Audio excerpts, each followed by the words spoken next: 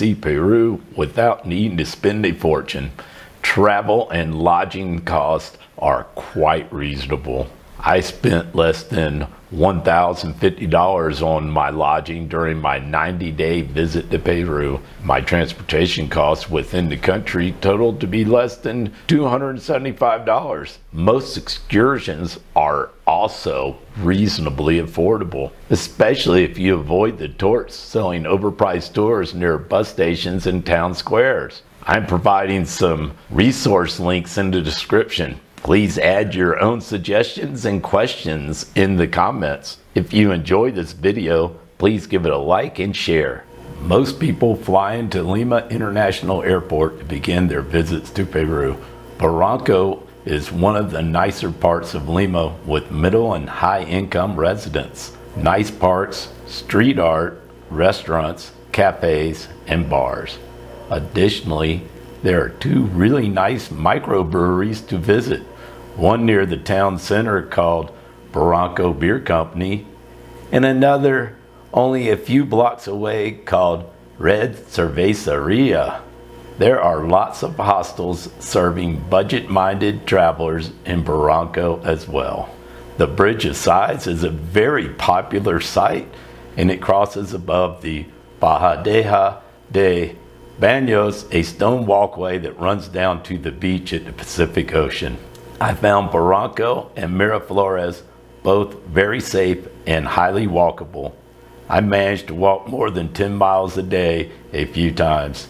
A memorable day trip was to a large adobe and clay pyramid located in the Miraflores district.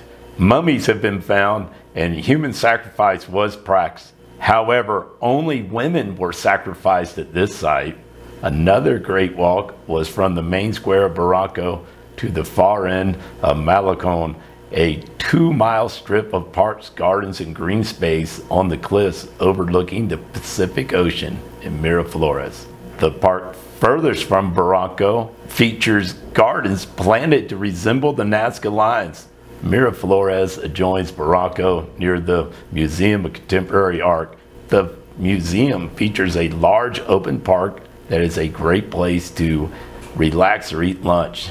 Parque de Amor, the Love Park, has great views of the Pacific Ocean and the many surfers enjoying the waves below. You can also see a fancy restaurant on a pier. Nearby is Parque John F. Kennedy, with many friendly roaming cats and a nice gathering of food carts in the evenings. There are many nice coffee shops and restaurants in Miraflores and quite a few fancy hotels. I gather some are quite affordable. This part of Lima feels quite upscale. Paracas. South of Lima on the coast is Paracas and the Ballestas Islands. Wildlife is a big draw for the islands and the national park with its sea lions, penguins, and many seabirds. Guano is still collected from a couple of the islands. Access to the islands is greatly restricted, but boat tours are available. The town of Paracas is small and walkable, but has a lively waterfront with restaurants and bars to serve the tourists. The seafood is very fresh and the prices are fair. Ica. Ica is the closest city to the oasis of Huacachina, just 5 kilometers away. This former private resort features a beautiful oasis surrounded by tropical trees in the midst of a desert and giant sand dunes. For a small fee, you can enter the park. As I recall, the fee was close to $1. Better deals for lodging and food can be had in Ica than Huacachina. Ica even has a nice mall, multi-floors, it's pretty big. Nazca. Nazca is a small town with no nightlife. It is possible to see almost everything there in one day. The highlight of this stop, of course, is the Nazca lines. Pro tip, for the best deal, go directly to the airport to buy your ticket for the flight over the Nazca lines. It is best to book morning flights for the best views and least turbulence. Price at airport is $50 to fly over lines, but exactly the same trip is sold for $100 in town. A taxi to the airport only costs 4 or 5 soles. Other sites to see near Nazca are the pyramids and aqueducts. The pyramids were an important pilgrimage site between 1 AD and 500 AD. The subterranean aqueducts are best visited in person to really appreciate, but they can be seen from the plane while you're viewing the Nazca lines.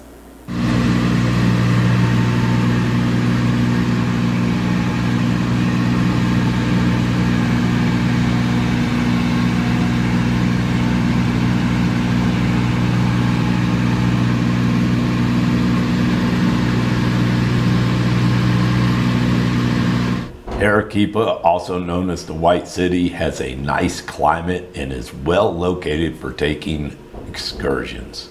There is a rather large expat community, and likely as a result, the city features quite the craft beer scene. Plaza de Armas is flanked by government buildings, a church, and nice restaurants with a rooftop bar to enjoy sunsets. The Mirador is a nice walk from Plaza de Armas and has rewarding views. Plaza Campo Redondo is the center of the craft beer scene in Arequipa. Nowhere Cerveza Artesanal and Cerveceria Barbarian both feature impressive craft beer selections on tap in one of the oldest neighborhoods of Arequipa. There are other craft brewers nearby, as well as quite a few nice restaurants.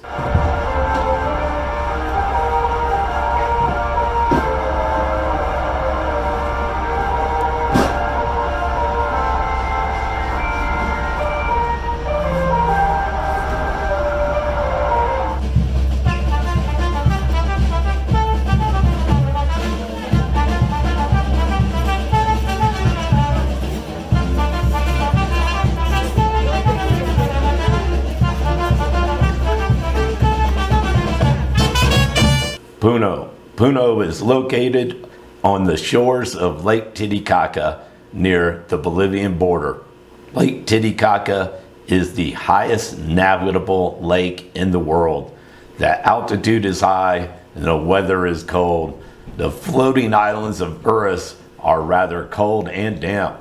As a result, the average life expectancy of the people that live on the floating islands is 60 years, and arthritis is common due to the harsh conditions.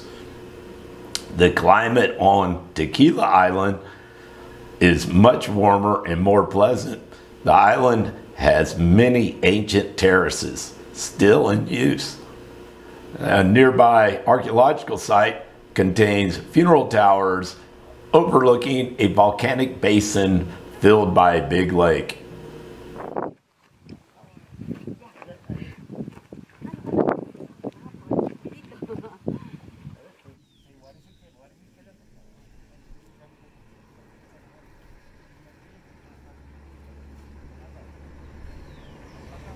Cusco is a safe and very walkable city in spite of 400,000 residents. Plaza de Armas features a full court press of high-pressure sales by vendors, artists, and tourists. You can literally buy anything in Plaza de Armas despite the heavy police presence. However, it is possible to get better deals on tours elsewhere. Nearby Plaza de Armas is the Inca Museum with interesting artifacts and information. Be sure to accept the services of a guide to improve your visit. Nearby, you will find the 12-angle stone. Also close to Plaza de Armas, you can find some local craft beer and the Pisco Museum, which is more of a bar than a museum, but it's very interactive and has lots of great information about the history and process of making Pisco. Paddy's Irish Pub is frequented by expats, and the owner claims it is the highest Irish pub that's Irish owned. When you've had enough time to enjoy the colonial architecture and had enough of the constant sales pressure at Plaza de Armas, take a walk to the San Pedro Mercado. The Mercado has food booths, fresh fruits, vegetables, cheese, meat, many artisanal crafts. You are also likely to find better deals at San Pedro in the market than at Plaza de Armas. Also note the train station across the street from the market should you desire to take the train to Machu Picchu. Also, a short walk from San Pedro is the Convent of St. Francis that features interesting catacombs, much worth a visit. The remains of the Inca Sun Temple was partially razed by the conquistadors before building a church upon it. The original stonework is still quite impressive and visible. The neighborhood of San Blas is certainly worth the effort to visit. It's a long walk uphill on stairs. There are several nice restaurants. Check out the review I made of my stay at Casa de Mirador in San Blas. It has great views, as the name implies. Overlooking Cusco, you'll find the ruins of Sacsayhuaman. Many of the stones were too large for the conquistadors to raise or carry away, so quite a bit of this important cultural site remains. This stonework is seriously impressive. You have a couple of choices when buying your ticket for entry. If you plan to see other sites, the more expensive ticket might be a better deal at just 130 soles. This ticket grants access to several sites. At the time of my visit, this ticket cost me $32.50. If you are pressed for time and don't plan to visit other places, there is a cheaper 70 soles ticket. It's only good for entry to 4 locations, as I recall. Do consider hiring one of the official guides present at the site. Often you can find them at the gate. It will add a lot of information and context to your experience. Don't forget to tip your guide. Take some more time after your tour to enjoy the site. Walk about the nearby overlooks before you return to town. Urubamba is a pleasant town located in the Sacred Valley. It is easy to visit many archaeological sites located nearby simply by accessing the local bus station. Generally, it will cost you less than $2 to reach any of these sites. You can easily find official guides located near the gates of the archaeological sites.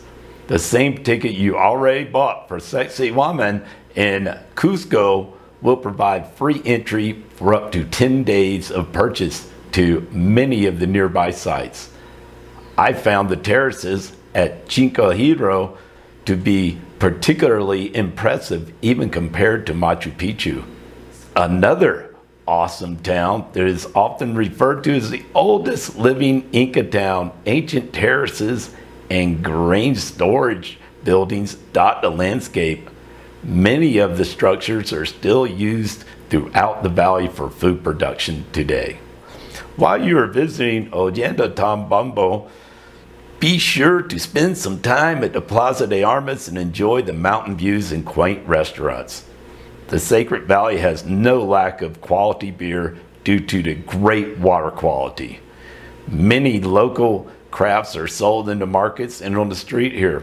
However, the crushed vendors is not nearly as bad as Cusco's Plaza de Armas. You will actually be able to enjoy eating along the streets with far fewer disturbances from tourists and vendors.